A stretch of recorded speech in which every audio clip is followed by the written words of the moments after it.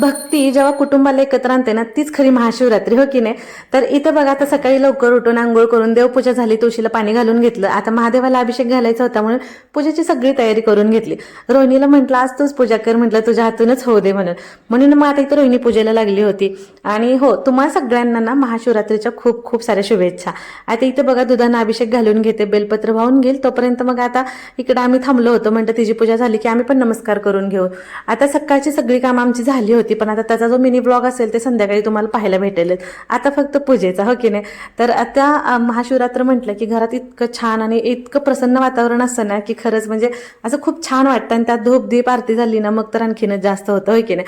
तर इथं आता पूजा दाखवते बघा तुम्हाला. अगदी छोटीशीच आम्ही घरातल्या घरात करून घेतली होती. आज म्हटलंय तरी मंदिरात जाऊया म्हणून, बघूया आता कसं कसं होतंय ते. इथं 108 वाती लावून घेतल्या आम्ही. तुम्ही जाऊन आला असाल महादेवाला तर मला नक्की कमेंट करून सांगा. तर इथं तर झाली होती आमची तर पूजा करून, मग मी पण लगेच नमस्कार करून घेतला. आता माझ्यानंतर आत्ती नमस्कार करून घेतील. आणि हो, हर हर महादेव. आणि महादेव भक्त असाल आणि आजची शिवरात्री केली असेल तर नक्कीच कमेंट बॉक्समध्ये हर हर महादेव लिहा.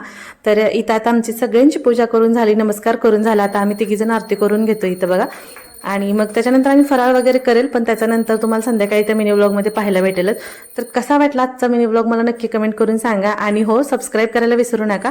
व्हिडिओ आवडला तर लाईक करा, शेअर करा. चला भेटू परत छानशा व्लॉगमध्ये. तोपर्यंत बाय.